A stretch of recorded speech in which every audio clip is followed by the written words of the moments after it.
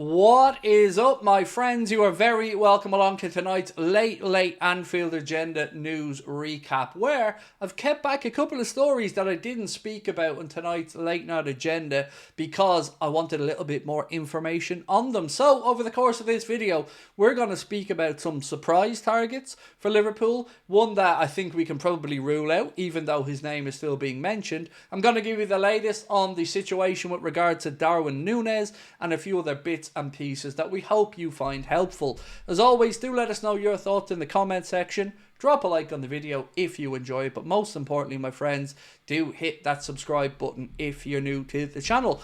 Well, welcome in, and let me go through everything we covered in tonight's late night agenda really quickly. Mainly, we spoke about the Trent situation, and at this point, the thing that I wanted to know from everyone was, who do you hold responsible for the contract situation with Trent, with Virgil and Mo?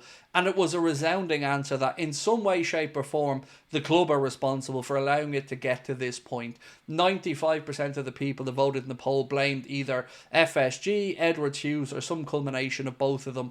And that's exactly where I'm at as well. It is a joke that they've allowed it to get to this point. Now, I want to start off the transfer part of this video by speaking about Darwin Nunez.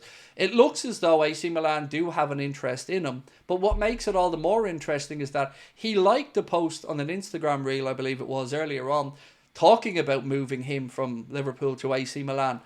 Then we asked, is it possible in January? And I think the answer that we're all going to come to is only if there's a replacement ready to go and lined up. And even then, will Arne Slot pull the trigger on it? I don't know. I'm sure that AC Milan interest will still be there in the summer as well. And they're talking of a fee of around £44 million or €50 million all in for Darwin. So thoughts on that in the comment section, be very much welcome. But I do have two stories I promised you I was going to get into, so let's go with them.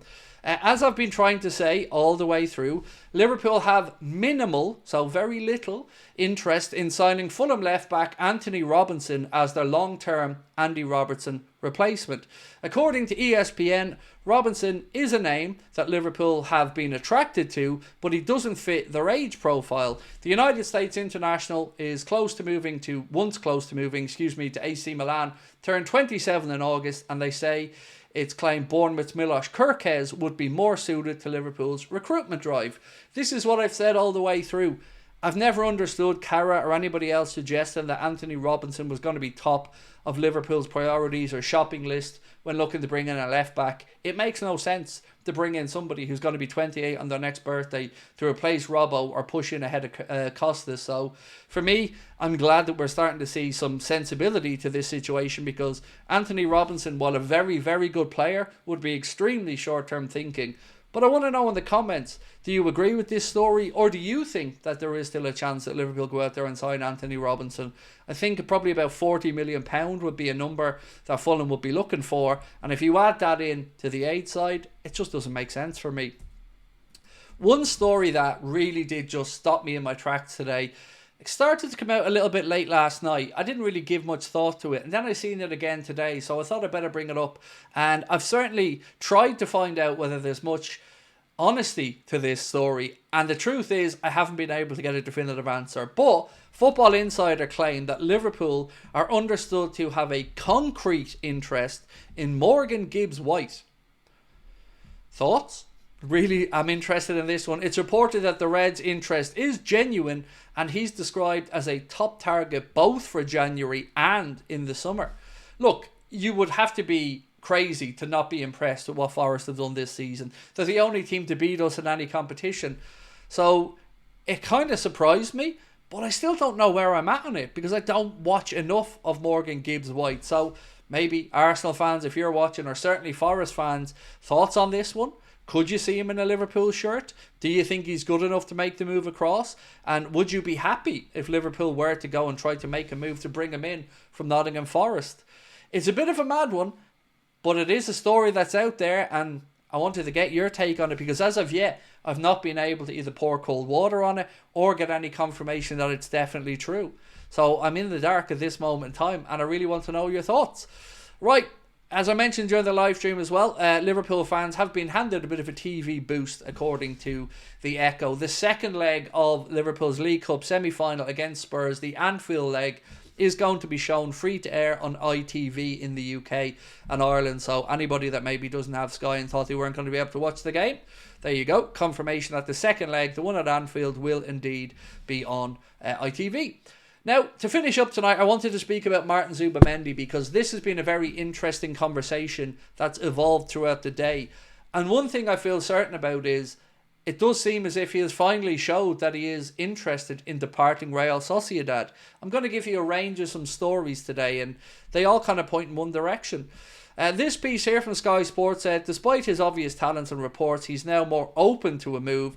Liverpool are unlikely to return for Martin Zubimendi, considering he turned them down in the summer. Now, I don't believe that's the case. I believe very much so, and I'm going to move on to speak about David Lynch in a second, that there is still good relations between Liverpool and Martin Zubimendi's camp.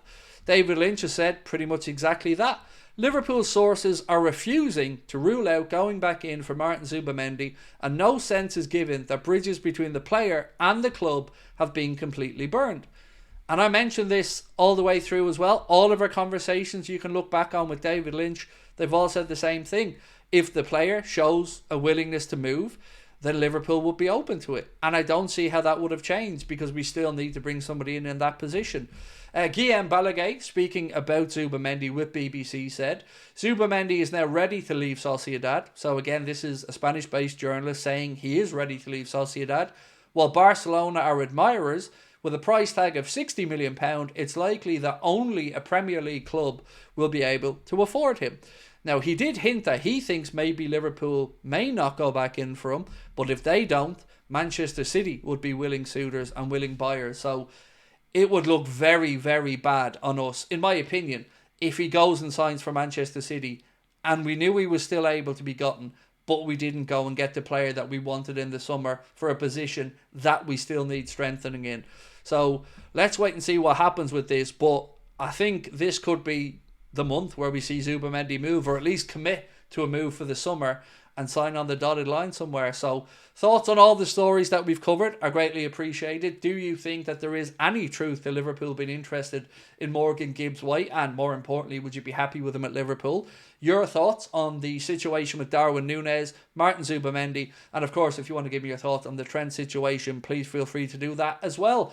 Tomorrow, I'll be back as normal. There'll be a news video out at around 3:30, 4 o'clock. A late night agenda stream tomorrow night, and then a late news video as well. Saturday is going to be my day off, so we will be putting out the preview for the Manchester United game, and I'll be chatting with All Reds, our friends from America as well, about the game and the transfer window, and that will also be coming out on Saturday. Until then, my friends, thank you all for tuning in. Appreciate all of your support. Don't forget to let me know your thoughts. Drop a like on the video, and if you haven't hit that subscribe button, please do. I'll chat to you tomorrow. Much love. Bye-bye.